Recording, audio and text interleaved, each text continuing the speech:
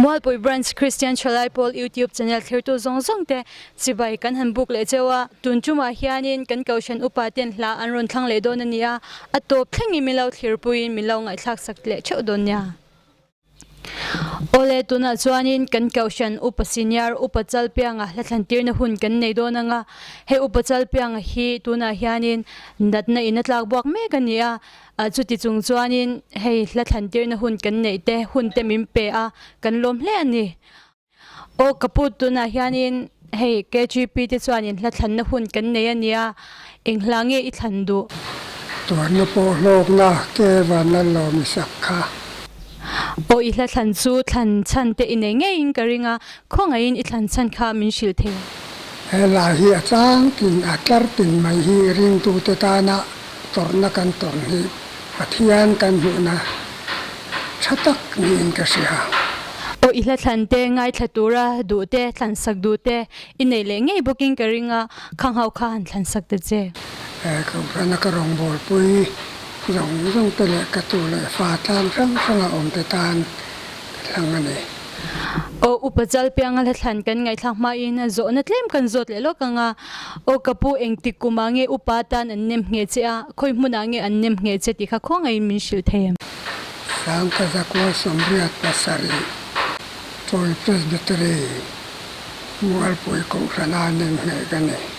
kan kaushanina ma asona tura rinte ine nge in karinga khang kan kaushanina ma asona tura ishat kha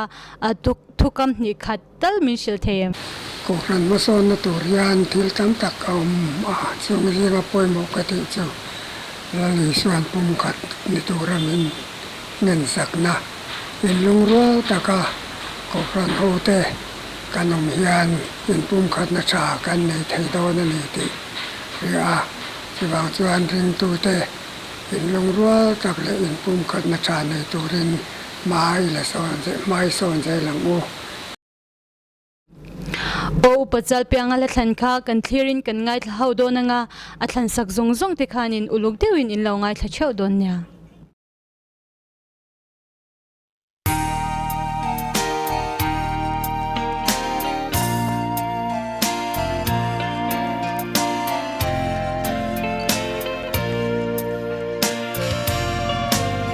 Krista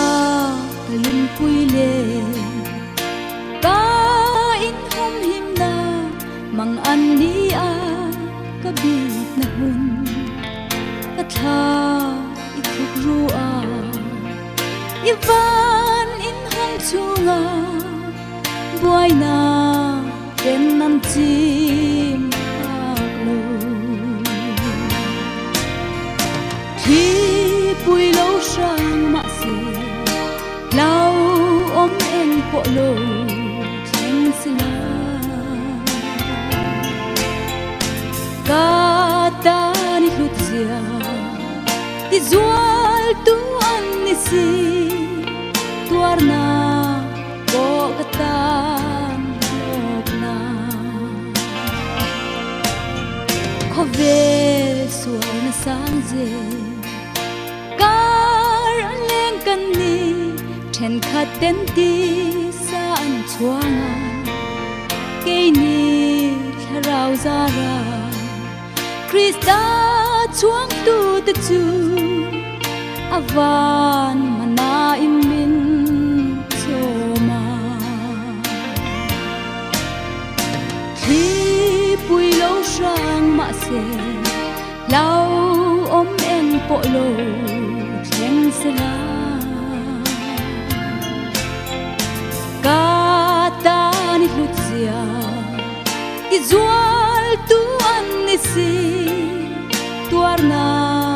ko katan logna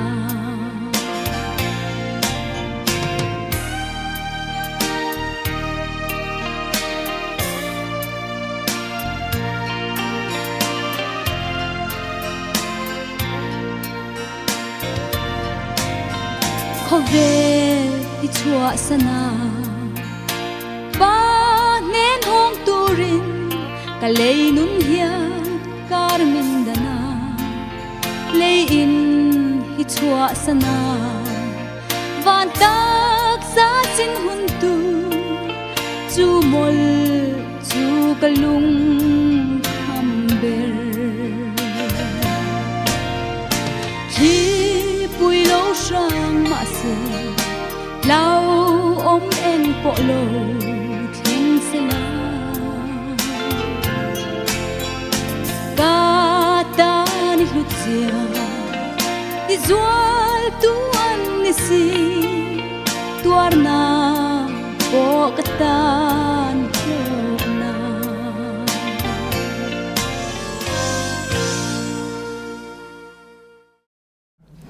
kabula hianin kan kaushan upa silal nun tluanga chumeka hei ala du than na hun kan siam sakdo na ila du ber han tlang la i than chan kha ko ngai min che mual pui kaushan pavalai pol habina pavalai la an sakha ngai thla ke nuam ka tia tin kei ma sim sim mai chuan mi mal ai hian zai pol hi ka ngai sang sim sima chuwangin pavalai mual pui pavalai pol ina kaushan pavalai pol ina pavalai la an sakha kan thlanga nge ila than te lo ngai thatura du te than sak du te ne ngai in karinga khangau khan than sak te che mual pui pavalai kaushan pavalai pol ami zong te khan lo ngai thla se ka duwa an mani hian zai pol tel hi chuan engange kan sakdan ti te hriat thiam a har china chumi a chuan an mani ngei lo ngai thla ka tan te kan du bokani la than kan ngai thla mai in zo na tlem kan zot ve shim shimanga engtik kumange upatan an nim nge chea khoi muna nge nim nge che ti kha kho ngai min shil them sangkha zakwa somriat le paruka nia mual pui ko ranian press battery kan thlenga chumi kuma chuan upa chon thanga mual liam to khambi khan moderator ani line minnam ngetani zona pakhat kan zot le lokanga hei kan kaushan hi kaushan danga point khom fau to nga kaushan dang aya chat big ne te chat lo big ne te po kan nei in karinga kan chat big na lai kha kan zot te ang nia mual pui kaushan hi hei nia aizola cholni mang te hian ka zukal thina ka in khom ve zia ni lai ka po hian ni lai zan po ka pel ngai lawa kan kaushan kan dang lam em na nia ka ria chu in khom kan kalma tele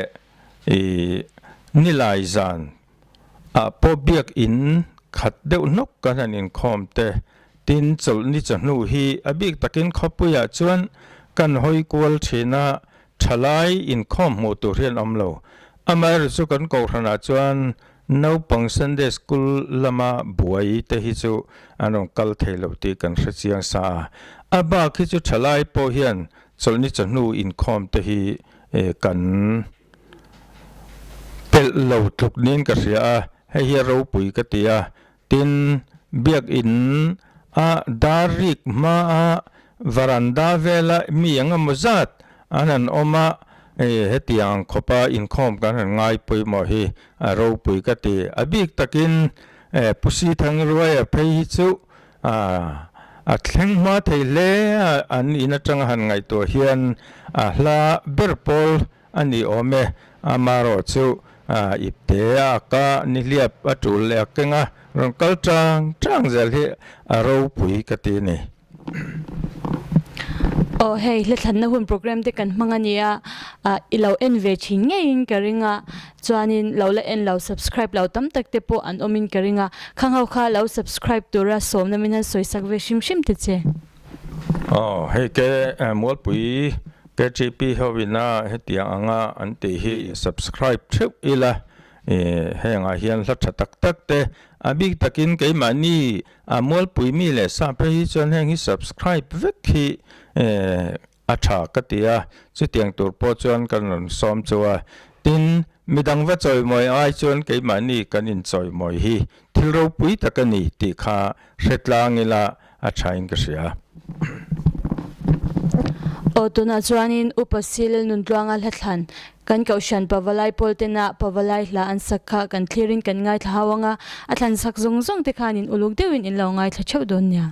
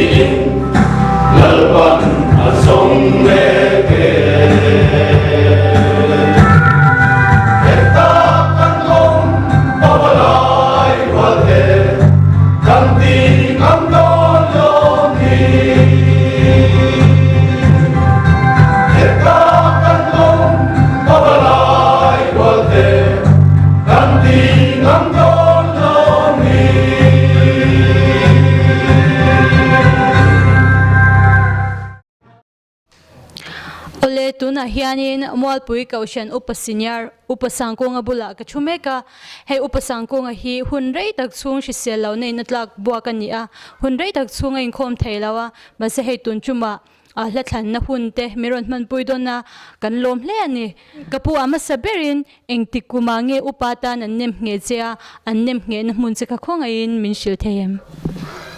sangkhar le zakole samre le pakwa kumkhania tung vel vel luna minem ngat tu chu riven banal jota anya tinem ngat thu cha soitu afuida thu soitu ka upatwa selling anya atuna chana boral to a cha minem nge rola nem nge dang ta chu upasi sang nu na bak tang ven lai athi to tin khobela ba alfa zwala tin upabila rin moya bak tang ven lai boral to boka tin wal tuwa upangur khoma an latin upangur vona kheni boka paruk minnem ngetane o aro pui hle mai thil alo la chin cha thei hle mai a ole tuna chuanin hei la thlan na hun kan mangania I la du ber khamin han thlan sakla I thlan chan ning khanin khongai min shil te che oring tu tungar khoi chen che ti hi karil ruan ane bera ala thui ka rek lem do nain karil ruan ne bering tu te hi ni tin na min khoi tu wa hian kan ngai to nei film khora poi mo a la li siwa min chan dam tu hi min khoi tu kan mangem rin chana kan mangem ti te kan ngai tu anga ya khaber moi ne la ro pui na ha sa na ringot bianin yang kan na khoi ti ka lau ve a nam sa na ringot ni la pin min chan dam tu kan lal pai so krista min khoi tu tan an le arong bol na entonin hei min khoi tu tan ring tu ten kan man ka du ber chu wangin oring tu tunga khoi chen de ti ka ka ro na lien ber chen ne o la chata khlaro pui te karon thlanga a thlan chan po an nei ro pui hle in ka sha chuanin il ha thlan te ngai thlatura du te thlan sak du te inei nge in karinga khang hau kha han soi le bok le tiro a bel te pa cha te chung ko le ko khan committee member jong te tan hayan longa tha se ka du a big ta ken kan thalai te nin mang tho mek lai tanen pathian tri a mai ngatlat turin ngadu pakhat tu bang tan he lai kan ro oma kan thang ve ni cho ole tuna chuanin upasang ko nga la thlan kha kan thlirin kan ngai thlawanga a thlan sak zong zong te khanin uluk deuin in lo ngai thlanga chuan he keini christian chalai pol te pomiron thlan sakani a kan zawain uluk deuin kan ngai thla chho don nya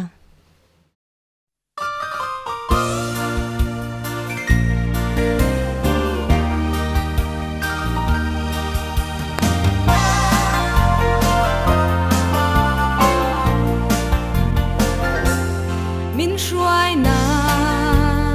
aga kalang katan kong di ka ni si a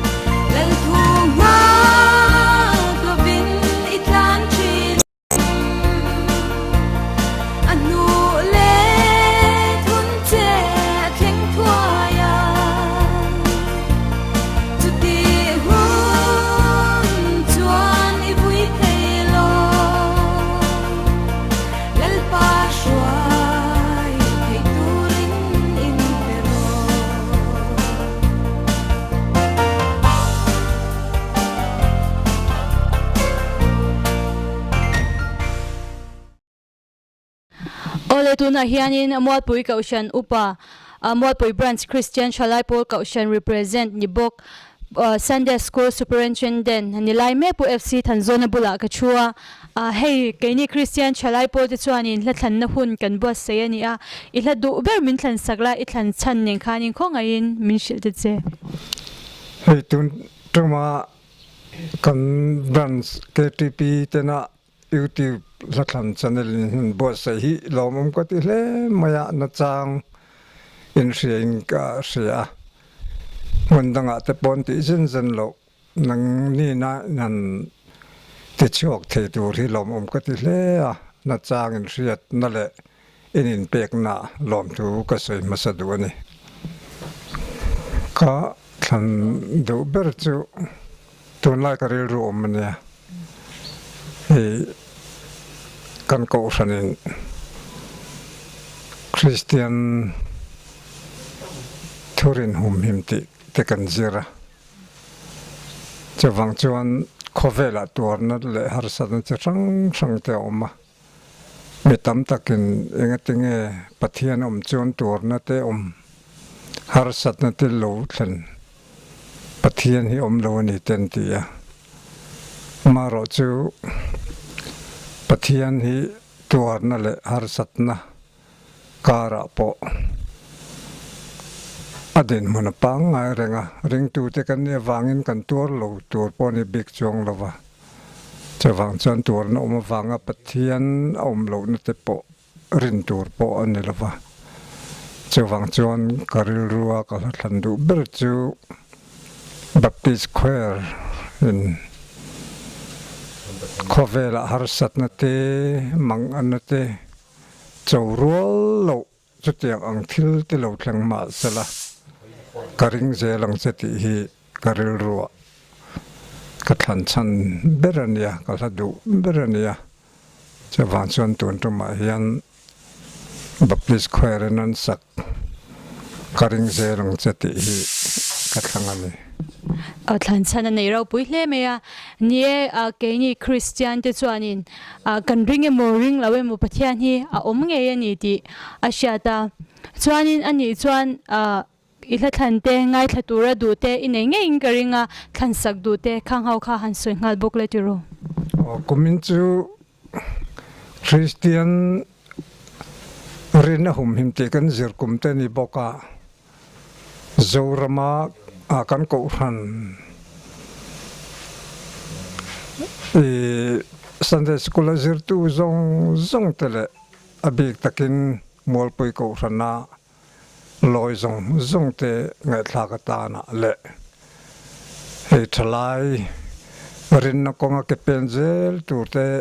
ina anong ngai thla zelatan kan thangani puzona la thlan kan ngai thlang ma in zona tlem kan zot ve shim shimanga ingtikumin nge upata nan nim nge che khoi muna nge an nim nge che ti kha khong in min shil them kum sang ni le pasari akan bak tong ko ran biakina mol pui ko ran upata min nim nget ve ni thil pakhat kan zot le lokanga ni china upazona soi angkhanin kumina hianin puitling Sunday School chuanin Christian te herin hum him chungchang kan zirania khami bika khanin soidu tam takin nein karinga thukam ni khatleking khami chungchang bi khaminan soi sakte che hei kumina kan ziratang hian ka ngai tu na kal thui hle maya pathian lo tiaring tu te hi thalai zinga poina lo tam ta le maya ma se hengkara hian ring tu te na kan rin na kan hum hi ma poi mo zia hi kan vanun zel hi poi moin ka ria mi tam tak chuan har sat na le boina kan be se lo thil kan han ton te le kan tong trai na te chana lo nia kan riat te hian pathian te rin hel rum te hiawla ma se hengkara po hian nimina nen voina nen pathian chu apanga rengani tia kan muang khan pathian hi chu danglam ngai lo khoi ki pa mania wangin harsat na le buena kara po aring tu te ne na hian a cheng renga renga Emanuela kan ne na pathian tiang khan kan ne na hian renga ni ti hi kan rin zol deuh hi poimoin ka ria chu kan sei du lokani e o arau pui khop me tuna chuanin upazona hlathan kha kan thlirin kan ngai thawanga athan sak zong zong te khanin abik tekin kan ka ocean chunga loi zong zong te khanin uluk teuin in lo ngai thabik don nya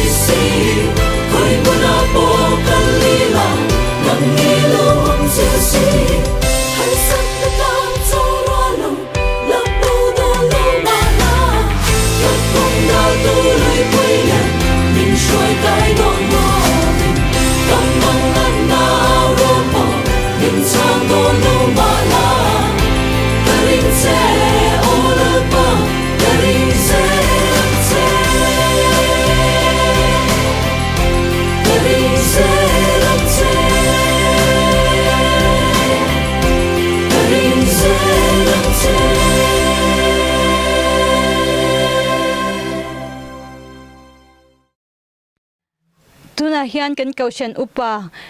kelelian kimabula kading le meka ama saberin engtik kumin nge upata nan nem nge che ti kha khongai han soila kum sak ni le som le pani kan bak tong veng la ya nem nge kani o chuti hun la ya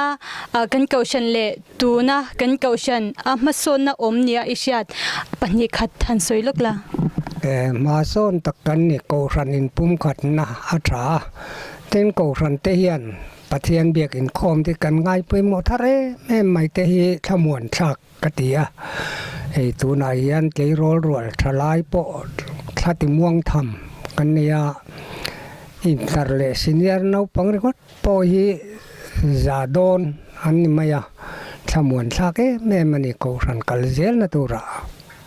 pathian fangnga la than hun kan lo thleng le nia I hla du ber han thlang la I du chan ning khan I thlan chan ning khan han soi ngal buk le tiro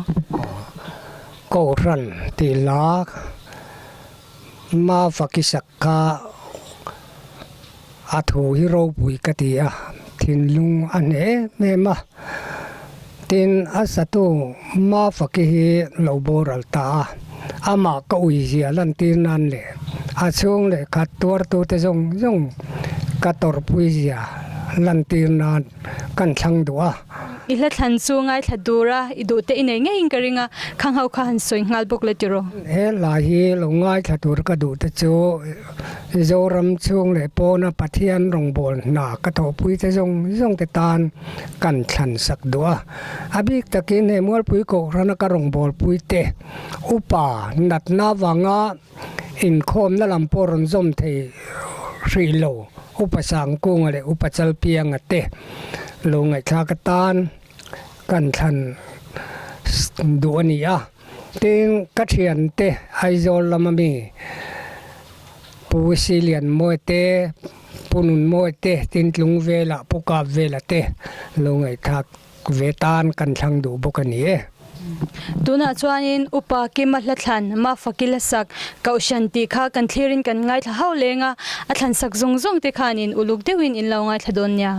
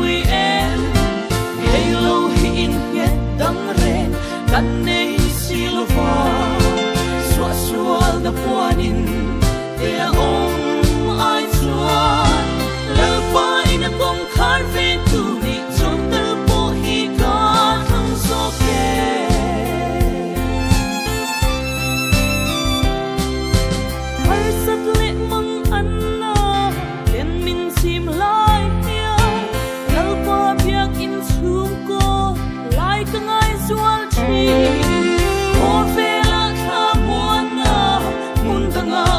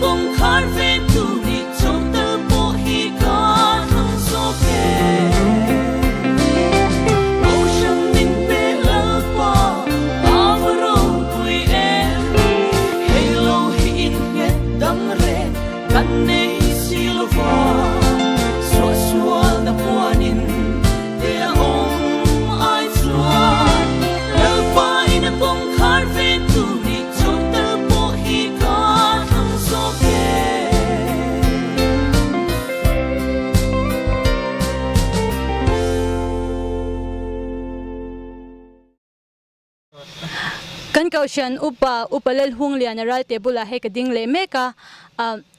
la athan ma in zo na tlem kan zo tanga eng tik kumin nge upata nan nem nge che ti kha khongai min shil them sang ni som pat ni kum khan bak tong veng la ya min nem hetani chuanin upahunga hi KGP shwai tu hlui KGP shwai tu chin ni in ka sha chuanin zo na kan zot le lokanga in hun la ya KGP le tuna KGP a hianin mason na a om ni a ishat kha khongai han soi de che ma son na atam khop maya kan hun lai te chuanin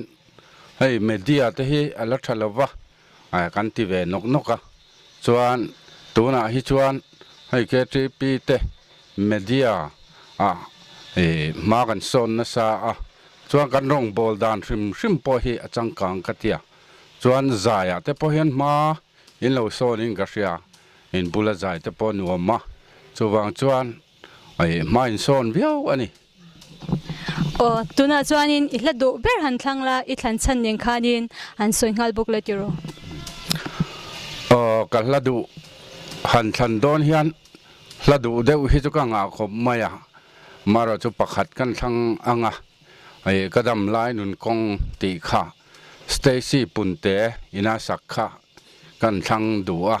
he la hi KGP vela conference la bua thin lai vel te po khan ka thang ngun khop maya KGP karong bol pui te po hian ihla te himin ti jok deuh thina chuwang chuan tuna po hian han thlan le kan du deuh ani ihla thlante ngai thatura du te thlan sak du te ine nge in karinga khang hau khan thlang sak ngal buk le tiro kan la thlan lo ngai thatura kan du te chu abik takin hei ka bial marveng top le bel lei mual khi ka bial ania anni ka bial te khian uluk deuhin lo ngai tha se ka du khop maya tin karong bol puite corruption committee te po in lo ngai tha sela tin KGP member zong te po in uluk taka lo ngai tha turin kan be sei ani puhunga la thlan kan ngai thlang ma khanin zo na tlem kan zot le lokanga he KGP in YouTube channel kan nei ania chuanin program sang te kan ti chuak china kan YouTube channel hi ilo subscribe ve shim em ti khan soite alo chua lim matang khan ka like ka subscribe ngal bok ani lom thuan soi sok te kan du deuwa he KGP ni china kan soi tong khan kumina hian ma in son hle maya hei hi lo mum katia ti chuan manjana ka sermon KGP te hian min lo record saka minon pele thap maya ti chuan in khom na ngai thavelo ka thung le khat te point an lo ngai thak ve pha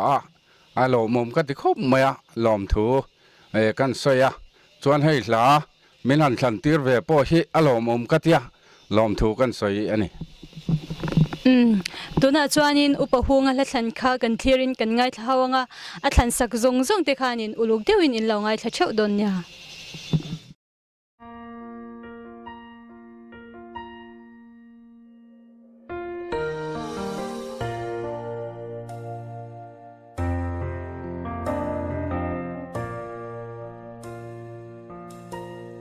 kadam lai kung hilal isu tiada kathia thei nan min kaila iram kathe main swal na ten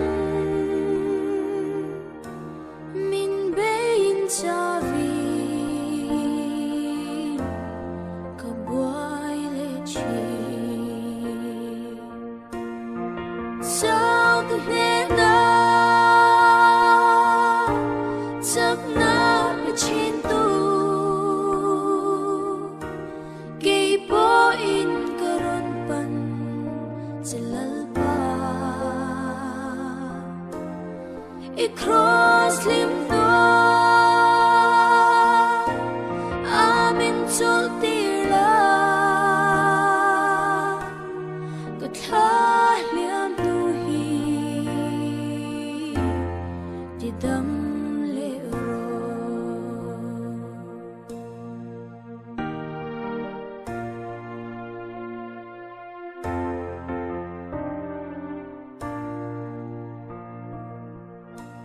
beidong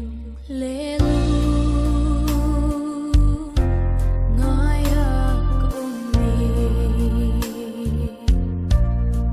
ikharavi min ti har le la chak lo le kho hara ka ummi min tha muaning mi ti harang se sao cái nè na sắp na bên trên tu cây po in karon pan selpa i cross lim no amin sol tira ka thla liam no hi ti dam le ro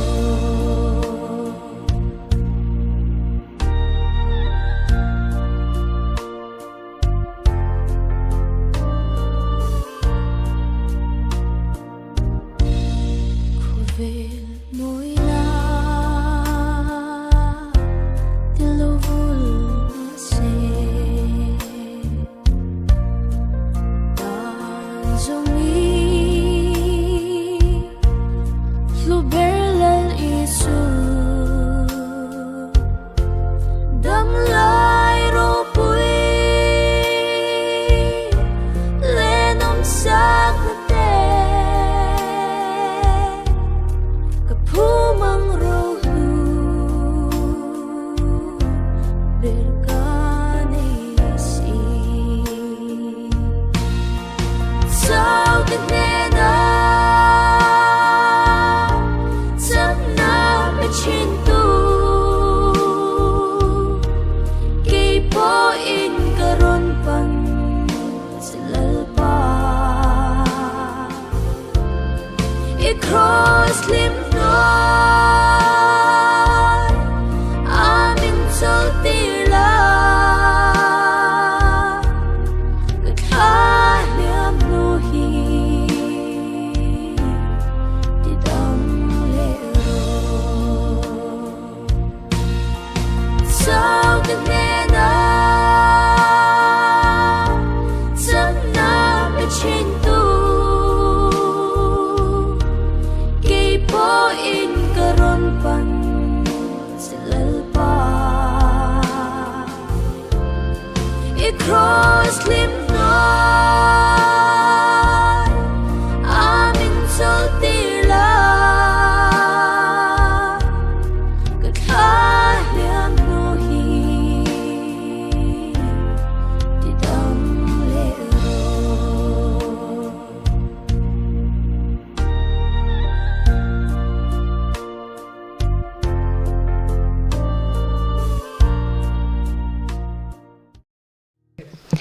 tuna hianin kan ka ushan tual upa lerem sanga bula ka chumeka hei pathian fangne la thlan hun kan lo thleng le nia I hladu ber min han thlan sak te che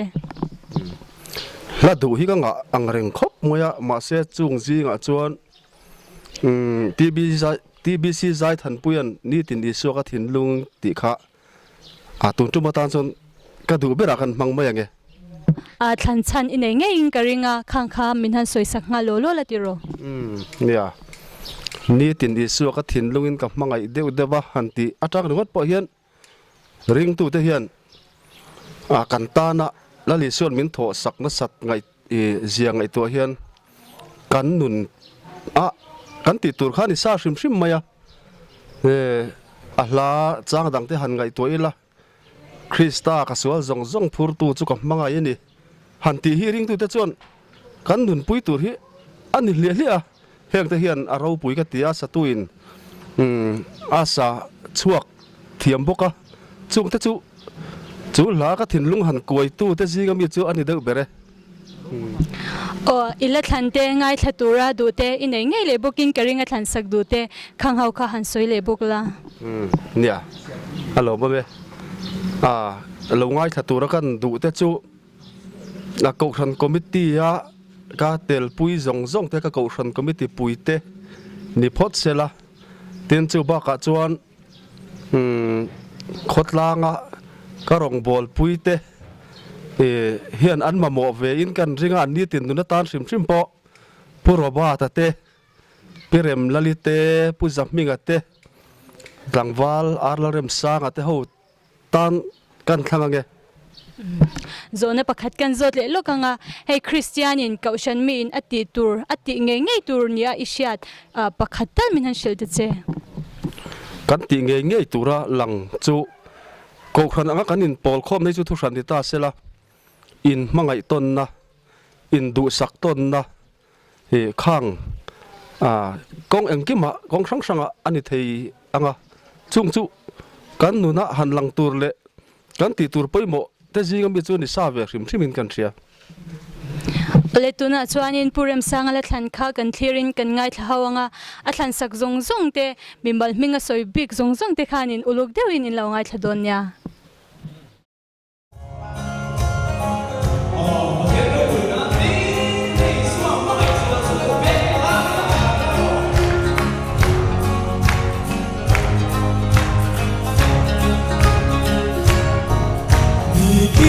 xóa cái thiên lùi các hoa ngày đều kia qua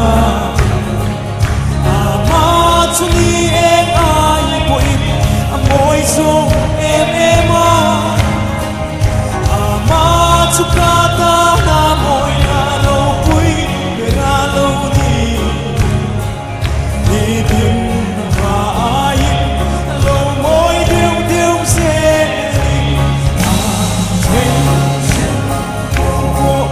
sẽ thấy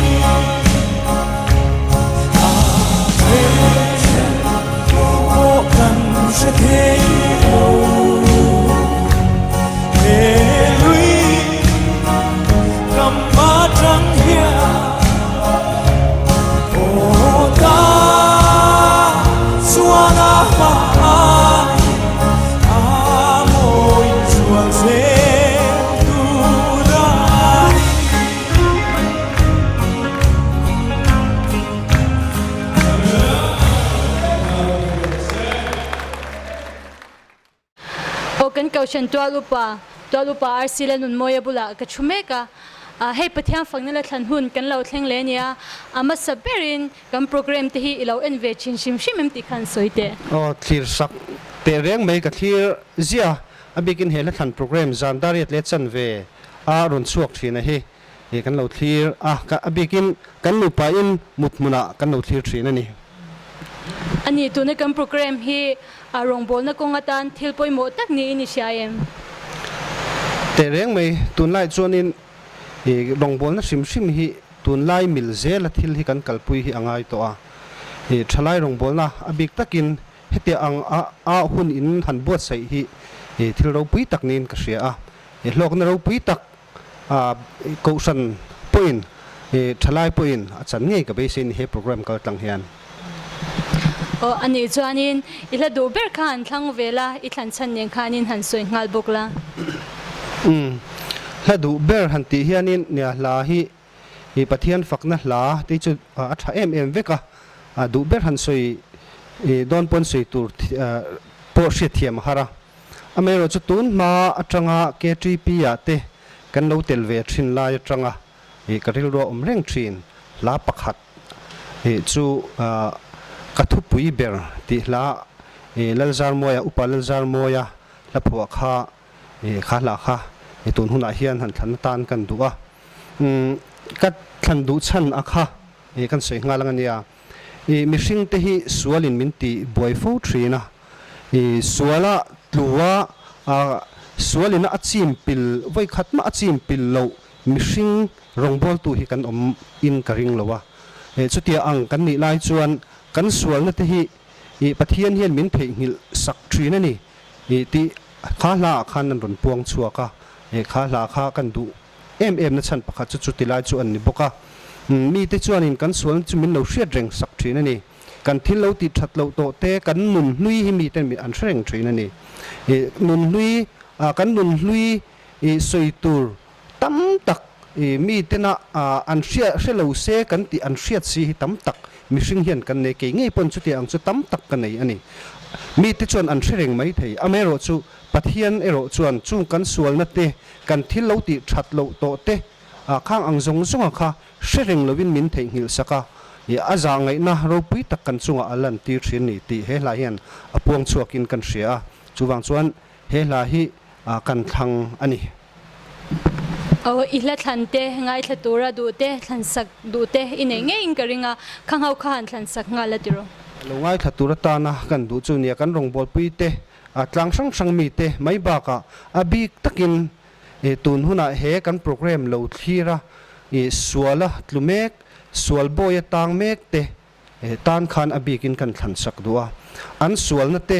in thil lo ti that lo to te tuna in nun me ka te khan sualin e nangma ni na sa takin bu akhuarin nangma ni ya chu chu na sa takin adel thin chewin ka ring amai ro chu e chung in sual na te chu mi te chuan lo soin engti ang pon lo ti thin cheu po ni selang pathian chuan angai dam du chewa e chuwang chuan e pathian ne na in chira sima pathian he na kir te chu pathian in angai dam du ani ti he lai an puang chuakin hre chuwang chuan e sual boy tang me te tan abik takin kan than sak du ni o ato beratan clear tu mi puite lo like lo subscribe to ri minhan somsak ve shim te ole nya he moi pui branch K3P YouTube channel hi clear tu zong te like ka lo subscribe vek tu rin kan som cheu ani o tuna chuanin pu RC le nun moya la thlan ka thu pui berti kha kan thlerin kan ngai thawanga a thlan sak zong te khanin uluk dewin in lo ngai thadon nya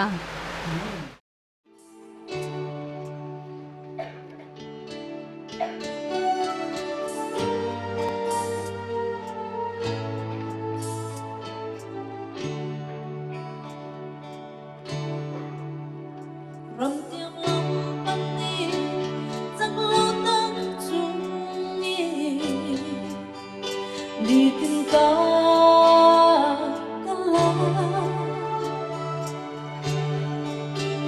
mà sẽ ôn pa chỉ quay tu